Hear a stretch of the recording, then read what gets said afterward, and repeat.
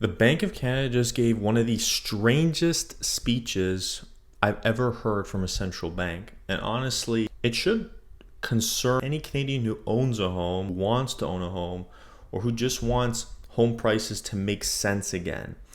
They basically admitted that their main inflation metric, the one that decides interest rates, might be broken. But instead of fixing it, they're now talking about replacing it with something they literally called more of a feeling than a statistic. The people controlling our monetary policy are now talking about using vibes instead of data and numbers. So let's do a quick refresher. What does the Bank of Canada actually do? So the Bank of Canada's job is to control inflation, right? They try to keep it around 2% using one big lever, the overnight rate, right? The policy rate. If inflation is too low, they cut rates to encourage borrowing and spending, right? To stimulate the economy. If inflation's too high, they raise rates to cool things down. It's almost like a thermometer or changing the temperature in your home.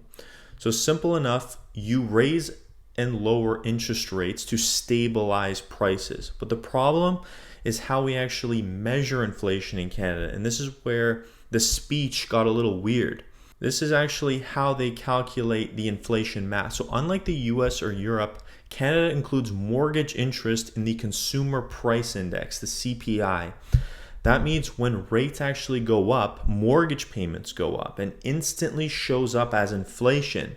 So when the Bank of Canada raises rates to fight inflation, it actually increases inflation on paper.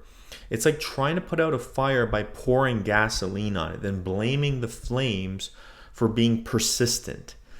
Now, it's circular logic because CPI drives mortgage rates and mortgage rates drive CPI. It's like a hamster wheel when you think about it. Now, why does this matter right now?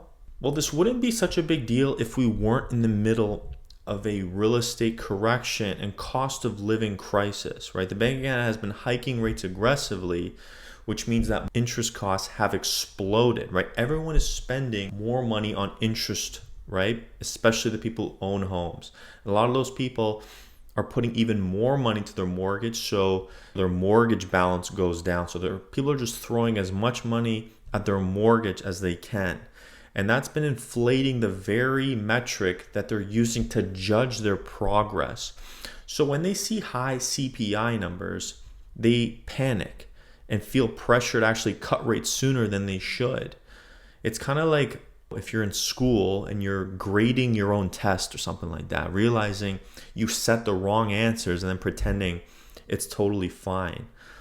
Now, the Bank of Canada admits this flaw. And here's where it gets interesting. So the Deputy Governor, Rhys Mendez, actually admitted that mortgage costs are distorting inflation readings.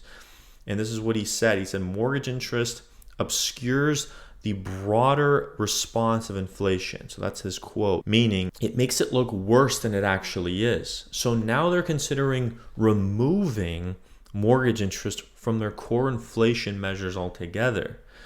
On the surface, that sounds like a step in the right direction, but it also means they're basically changing the rules mid-game. They have spent years telling Canadians this is how we measure inflation. And now that the numbers don't look good, they're saying, actually, let's pivot and use something else. It's kind of crazy when you think about it, right?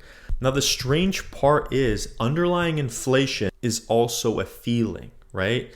And part of the speech, this is where it went off the rails here. Mendez said, and I quote, underlying inflation is a concept, not a statistical measure. It's more of a lasting feeling related to fundamentals, end quote.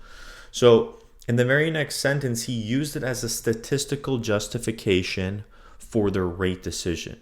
So it's not data, but they're using it like it is.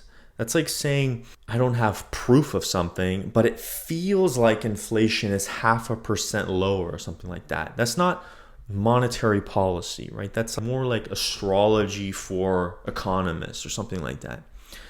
Now, here's my take on all this. The Bank of Canada's credibility is hanging by a thread, as are a lot of other central banks around the world, right? We're starting to see people become more aware of what the central bank does and how much power they hold in terms of just controlling the money supply, controlling interest rates, and what this does to the economy and how it actually affects people of all types of, let's say, brackets, right? Let's say social brackets, no matter where you are in the economy. Canadians have watched home prices double. They've seen rents explode, albeit they've come down, but over the long term, rents have really gone up.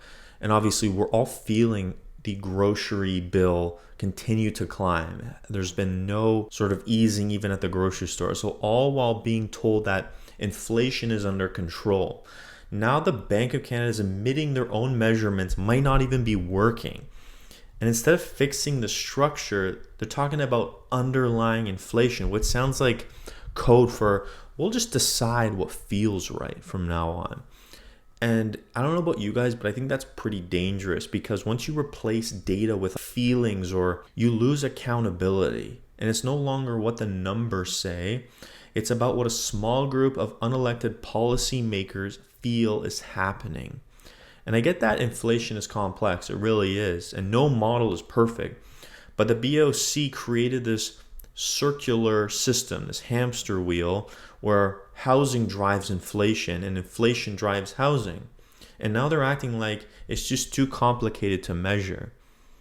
So I would say it's not complicated, it's just a broken system. It's a broken way of displaying that information. And instead of acknowledging that their policy framework was flawed or not very good, they're rewriting the rules to make the results look better. And at some point, the question becomes, are they managing inflation or are they managing perception? So let me know what you guys think, because that's my take. And the Bank of Canada says it's exploring a renewal of its inflation framework for 2026. But if this speech is any indication, it sounds less like renewal and more like they're reinventing things. They're rewriting it. And I don't know. I think they're starting to lose touch with reality a little bit. Do you think they're out of touch completely and becoming more out of touch? Or you think they're just being honest about how flawed the system is? Do you agree with them? Do you see my perspective on this? Let me know what you guys think.